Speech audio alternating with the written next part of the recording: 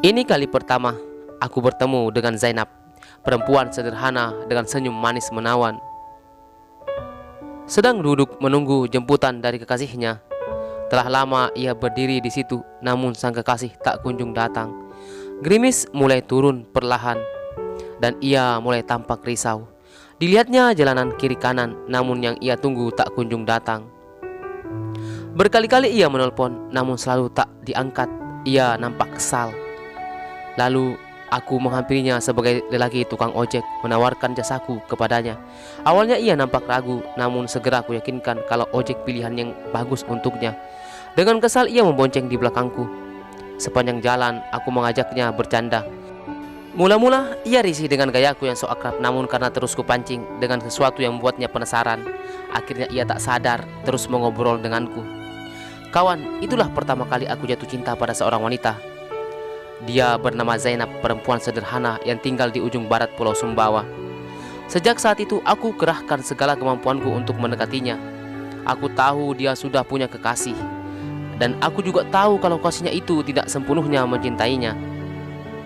Maka setiap hari kutanyakan kabarnya melalui SMS. Aku berusaha membuatnya nyaman. Kubuat ia tersenyum dengan cerita konyol yang memancing tawa. Zainab, gadis Sumbawa yang lugu itu, akhirnya akrab denganku. Aku biasa menyebutnya di tempat kerjanya. Kadang aku mengajaknya melihat pantai lalu berkelakar di sana. Semakin hari kami jadi akrab.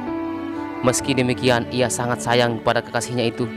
Suatu hari aku mengantarnya membeli kado ulang tahun untuk kekasihnya. Sepanjang jalan dia selalu memuji kekasihnya. Jujur, mendengar itu hatiku sakit. Tapi aku selalu tampak tersenyum di depannya, selalu juga membantunya. Perlahan aku menyadari satu hal, kalau apa yang terkandung dalam hatiku sesungguhnya adalah cinta yang murni. Cinta yang hanya ingin melihat Zainab bahagia. Meski bukan denganku, yang penting dia bahagia. Suatu hari Zainab mengalami kecelakaan. Ia ditabrak motor. Darah menetes di hidungnya, dan tulangnya patah di bagian betis. Dan dia dirawat di rumah sakit 2 minggu lamanya. Dia juga dioperasi. 2 bulan dia menekam di rumah sakit. Tubuhnya kurus, dan dia memakai gips setiap harinya. Lambat laun tulang bagian betis itu benar-benar patah dan dia cacat selamanya. Aku mengunjungi Zainab di rumahnya. Ibunya mempersilahkanku masuk, lalu mengobrol denganku.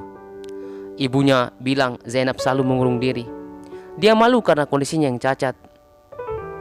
Pantas saja teleponku gak pernah diangkat dan SMS gak pernah dibalas. Berhari-hari aku menyibukkan diri dengan bekerja. Kadang kusempatkan membeli makanan kesukaan Zainab, martabak. Kuberikan pada ibunya, lalu pulang ke rumah. Suatu pagi teleponku berdering. Kulihat Zainab memanggil. Aku mengangkat dengan senang. Apa kabarmu, Dek? Apakah kau baik-baik saja? Tiba-tiba Zainab menangis lalu berkata, Kak, maafkan Zainab. Zainab malu berteman sama kakak dalam keadaan begini. Zainab cacat, Kak. Aku minta maaf karena tidak bisa menemui kakak saat ke rumah. Zainab jadi malu berteman sama kakak. Adik, dengarkan kakak. Kakak tulus jadi temanmu. Apapun yang terjadi, selamanya kakak jadi teman baikmu, yang siap jadi tukang ojek untuk mengantarmu kemanapun kau mau. Kakak akan terus ada untukmu.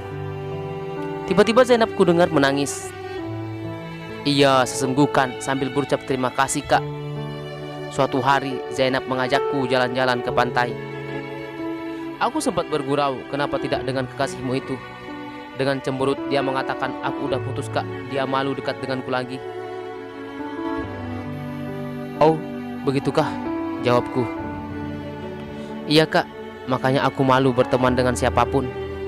Sepanjang jalan aku terdiam, sesekali meladeninya berkelakar. Memang kalau dilihat Zainab banyak berubah. Tubuhnya kurus. Kecantikannya yang dulu memesona sekarang berkurang setengahnya. Apalagi sebelah kakinya cacat yang membuat jalannya jadi bengkor. Maka tidak heran kalau kasihnya itu meninggalkannya.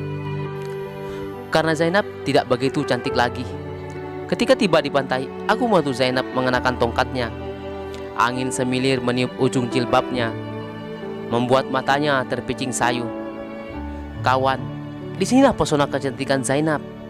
Meski kecelakaan merenggut sebagian kecantikannya, tapi sesungguhnya Zainab tetaplah Zainab, perempuan sepemilik senyum yang manis dan mata yang indah, sedang berdiri di sampingku sambil menengadah menghirup udara laut yang menyegarkan.